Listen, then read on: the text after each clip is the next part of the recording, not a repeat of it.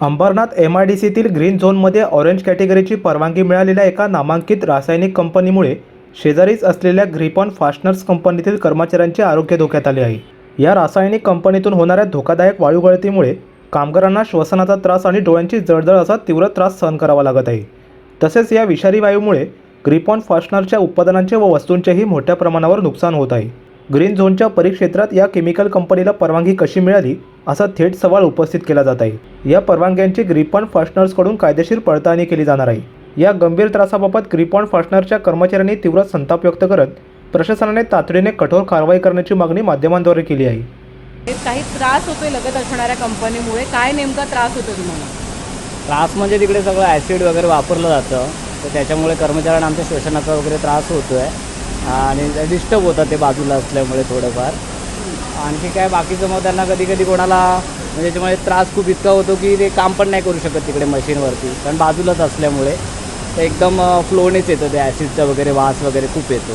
कशाचं उत्पादन केलं जातं त्या कंपनीमध्ये? त्या कंपनीमध्ये गॅल्वनाइज होतं, त्याच्यामध्ये झिंक आणि ॲसिड वगैरे असं सगळं वापरलं जातं वेगवेगळ्या प्रकारचे, त्याच्यामुळे तो त्रास होतो। आणि आमचं याच्यामध्ये रूफिंग पण सडतं आहे आमच्या कंपनीचं, आणि आमचं इंजिनिअरिंग झोन असल्यामुळे इथे आमचं जे इंजिनिअरिंग प्रोडक्ट आमचे नेल्स आहेत, खिळे बनतात आमच्या इथे, तर ते लोखंडाचे असल्यामुळे त्यांच्यावर परिणाम होतो, ते रस्टेड होतात लवकर, नुकसान पण होतं आहे आमचं। आम्ही जास्त दिवस इकडे ठेवू शकत नाही, म्हणून आम्ही दुसरीकडे प्लॉट घेऊन ते हलवलं, तिकडे हलवतो आम्ही, असं करतो। तर ते सगळे प्रॉब्लेम्स आहेत इकडे। आणि रूफिंगला पण आमचे सगळे आता हे मेटलचे पत्रे आहेत, याला पण प्रॉब्लेम होतो, ते पण गंजाला स्टार्ट होतं जर लवकर हे काय आलं तर। आता तुमचा जो प्लॉट किंवा कंपनी आहे तो ग्रीन झोन आहे, परवानगी लगतच्या कंपनीला कोणती आहे? त्यांना काहीतरी ऑरेंज झोनची परवानगी दिली आहे, तर हेच की MPCB असं ग्रीन झोनमध्ये ऑरेंज झोनची परवानगी कशी देऊ शकते? तसं अलाउड नाही आहे, कारण इकडे इंजिनिअरिंग प्रोडक्ट बनतात सगळं, आणि त्याच्यामध्ये हे ॲसिड वगैरे सगळं वापरणं वगैरे हे अलाउड नाही आहे, तर MPCBने कसं परवानगी दिली हे विचारायचं। एकीकडे आर्थिक नुकसान होत आहे, दुसरीकडे शरीरावर सुद्धा परिणाम होतोय, बरोबर काय सांगाल?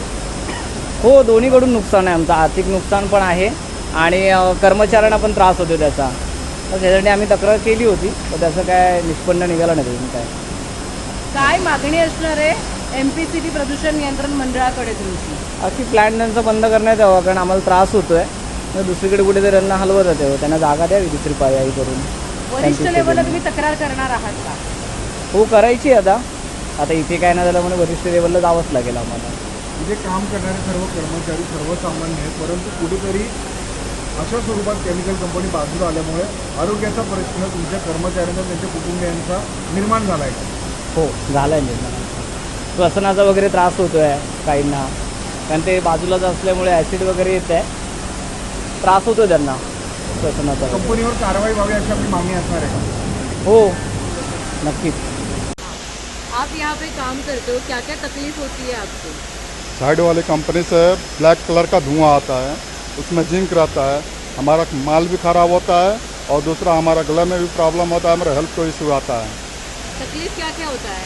गले में प्रॉब्लम आता है, तो कभी कभी फीवर भी आता है उसके कारण, स्मोक के कारण गला भी ख़राब होता है, हम लोगों को सांस लेने में भी प्रॉब्लम होता है। धुआं आएगा तो प्रॉब्लम आएगा ही आएगा। और कितने लोग हैं आप यहाँ पे? हमारे साइड में तो कंपनी में कम से कम नाइट में 45 या 50 आदमी करीब में आएगा टोटल, इसमें प्रॉब्लम आता है। लोकपालक न्यूज, अंबरनाथ।